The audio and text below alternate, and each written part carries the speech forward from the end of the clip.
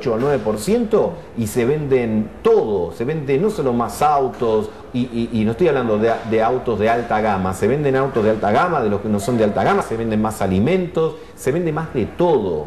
Y también eso explica por qué tanto Cristina como Daniel han tenido el reconocimiento en la zona que tuvieron. Evidentemente la gente está mejor. Ahora, hablábamos hace un rato, y yo creo que es aplicable también para este caso, que responder a nuevos desafíos o haber resuelto viejos problemas te genera nuevos desafíos. ¿Cuál es el desafío? El de crecer con toda la estabilidad que se pueda, porque indudablemente que la inflación es un enemigo de todos, pero básicamente de los sectores asalariados. Ahora, este gobierno ha defendido el salario como ningún otro gobierno lo ha defendido, por lo menos en las últimas décadas.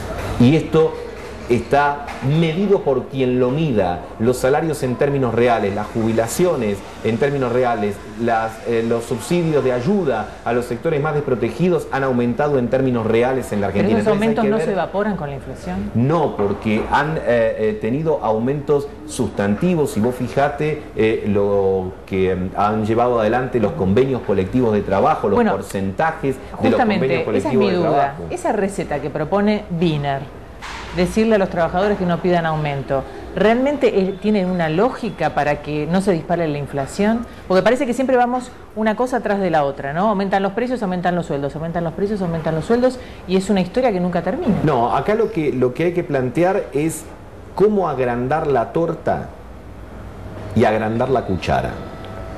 Porque algunos en el pasado decían hay que agrandar la torta primero para distribuir después. Entonces la torta aumentaba, pero la distribución no. Por eso yo digo, es aumentar la torta y el tamaño de la cuchara. ¿Qué quiere decir esto? Que los trabajadores participen de la generación de la riqueza en un porcentaje que el ideal es el 50 y 50. Y eso viene pasando porque en la Argentina de una década atrás, y algunos pueden decir, no comparemos con el peor año que es el 2001-2002, pero comparemos aún con los mejores años de la convertibilidad.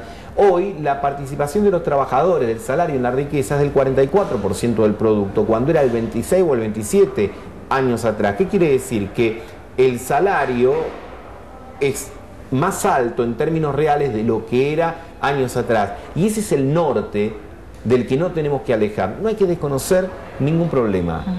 Reconocer las dificultades es la única forma de poder resolverlas, de poder encararlas con éxito. Ahora, yo lo que estoy convencido que hay, tanto a nivel nacional como a nivel provincial, un gobierno que siempre va a estar del lado de los trabajadores, que va a estar siempre del lado de la producción y de los inversores nacionales, y por eso también genera las condiciones de infraestructura para que tal cosa suceda. Y a partir del 23 de octubre, con el resultado contundente que seguro va a tener de respaldo todo esto, me parece que se van a terminar despejando las dudas que pueden tener algunas. Con respecto a la crisis internacional, ¿realmente usted cree que el gobierno está tomando las medidas correspondientes? ¿O cómo habría que prepararse para que estos coletazos no se sientan en la economía argentina, ¿no? Mirá, yo creo que se tomaron medidas en su momento muy adecuadas. La primera, allá lejos y hace tiempo, que demostró que Néstor Kirchner era un adelantado al respecto, fue dejar el Fondo Monetario Internacional. Porque fíjate que las recetas de sacarle sangre al anémico no resultan. No resultaron en el pasado de la Argentina, no resultan con Grecia ahora. Van a los griegos y le dicen bajen sueldos, bajen jubilaciones. Hasta algunos le han sugerido vender parte de su país, es decir, tomar islas, que todos sabemos que Grecia es más allá de su territorio continental, tiene una gran cantidad de islas. Algunos le han sugerido que vendan parte para pagar, es decir, una locura mayúscula. Por ese camino no se llega a ningún buen lugar. Aquí hemos dejado atrás esas recetas, hemos acumulado reservas en el Banco Central y fundamentalmente, que yo creo que fue una medida muy inteligente y muy acertada, fue nacionalizar los fondos de jubilaciones y pensiones. Porque aquí habíamos llegado al disparate en el cual los aportes de los contribuyentes, los aportes jubilatorios de los trabajadores activos, iban a empresas que te sacaban el 30%, independientemente que después vos ganaras o perdieras dinero. Y con eso se financiaban cosas que nunca quedaban claras. Hoy ese dinero está para reinvertir en la producción, para terminar Atucha 2, para haber podido elevar la cota máxima de Yacyretá a 83 metros, para poder terminar la autopista Rosario-Córdoba, para las obras de infraestructura en Campana del parque térmico, para los 2.000 kilómetros de autopista, para mejorar los puertos, para incentivar con créditos mediante la la banca pública a la producción, a las pymes, y ese es el camino, el trabajo y la producción. Cuando, aunque sea una verdad muy dicha, no hay que dejar de martillar con eso. Si vos ponés la economía al servicio de la especulación, terminás mal. Porque la fórmula de que se puede vivir sin trabajar puede sonar linda al oído de algunos, pero es imposible. Le pasó a España, le pasó a Irlanda, le pasó a Grecia, le pasa a Portugal, sufre Italia, Estados Unidos mismo. ¿Cómo nació la crisis en Estados Unidos? El tema de la segunda hipoteca. Tenías una primera hipoteca. Claro, con la burbuja inmobiliaria. Entonces los precios supuestamente se habían subido mucho, entonces sacabas una segunda hipoteca que la usabas para comprarte otro auto, para salir de vacaciones, etcétera. Y después eso se derrumba, porque las burbujas, por más lindas que sean y que las veas que se van para arriba y brillan y todo, en algún momento te las pincha alguien o explotan solas. Hay otro tema económico que tiene que ver, dos en realidad, que le quiero preguntar. El tipo de cambio, por un lado, y por el otro lado, este tema de las importaciones, ¿no? Que está todo frenado para que entren importaciones, y por el otro lado la gente que dice, pero está bien reactivar la industria nacional, pero hay que darle tiempo a que haya una industria nacional consolidada para abastecer el mercado, y mientras tanto tienen que seguir entrando algunos productos. Sí, pero lo que hay que tener en cuenta, y yo creo que acá hay una política muy apropiada al respecto, es no tener un aperturismo bobo, porque no lo tiene ningún país serio del mundo. A ver, vos querés importar, fenómeno. Decime qué podés exportar, aquellos que tienen la posibilidad de hacerlo, porque si no, hay algunos que están siempre tentados por el camino más fácil. Bueno, no importo. Porque es lo más sencillo. Y vos decís, tenés que pensar cuando estás de este lado del mostrador. ¿Es más sencillo o es más económico y de mejor calidad el producto? Ahora vamos a eso. Digo, pero vos tenés que pensar en dos aspectos. Todos somos consumidores de bienes y de servicios, pero somos consumidores en la medida que sigamos siendo productores de algo, porque si vos te quedás sin trabajo no consumís nada. Entonces hay que mirar la beta del ciudadano consumidor y hay que mirar la beta del ciudadano productor. Entonces el gobierno tiene que pensar en función.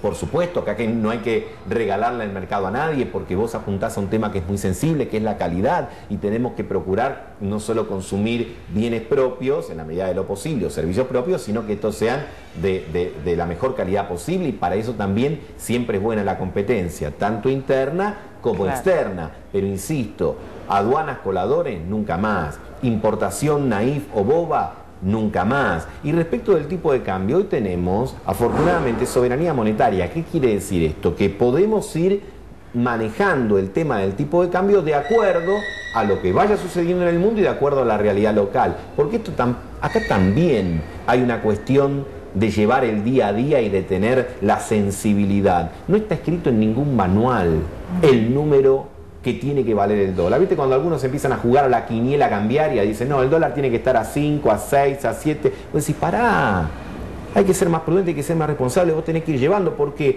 Porque en la economía todo es medio como una sábana corta. Ojalá la sábana fuese tan larga para tapar a todos y tapar todos los requerimientos, pero vos tenés que ver que si a lo mejor llevas demasiado para arriba el tipo de cambio, podés perjudicar el salario de los trabajadores. Si lo deprimís y lo dejás demasiado bajo, podés atentar contra la productividad y la competitividad de tus sectores productores. Entonces tenés que ir armonizando esos equilibrios. Y esto es una tarea muy sensible, muy delicada, pero afortunadamente ahora la podemos hacer. Cuando teníamos un tipo de cambio fijo, conversó por ley, no se podía. Bueno, la última pregunta tiene que ver con la política y con el futuro, ¿no? Porque después del domingo ya empieza otra etapa, y hasta ahora Cristina no puede tener un tercer periodo, pero sí Daniel puede presentarse como candidato a presidente en las próximas. Ya sé, me va a decir que todavía falta mucho y que hay mucho por trabajar y mucho por hacer. Cuando le preguntan esto al gobernador, siempre empieza a hablar del trabajo que tiene que hacer todavía y se resiste a hablar de candidaturas, pero todo el mundo habla de eso.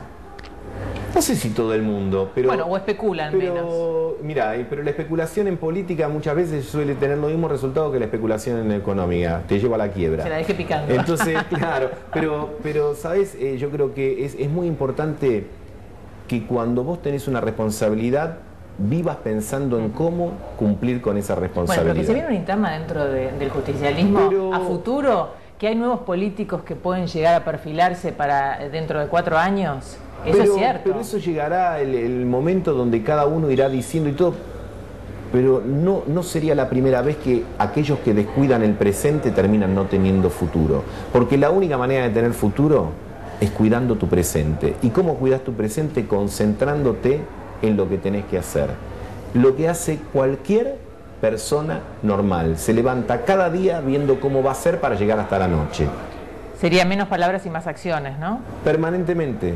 Permanentemente. Las palabras son lindas y es muy lindo mantener conversaciones placenteras, ideas o proyectar sueños, pero con los pies en la tierra y sabiendo que primero tenés que cumplir las cosas para las que te eligieron ahora. Porque esto de que en la misma noche en la que estás ganando una elección te estén preguntando por el cargo siguiente, vos decís, pará. Bueno, pero a los periodistas nos encanta eso. Bueno, pero, hacer futurología, ¿no? Pero está bueno que a lo mejor está bien en la lógica periodística y uno lo respeta y lo reconoce, pero la lógica del político que piensa en función del conjunto tiene que ser distinta.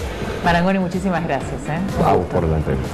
Gracias a ustedes también, los jueves 23:30 por Metro, y el próximo programa vamos a estar analizando lo que pasó el domingo de las elecciones.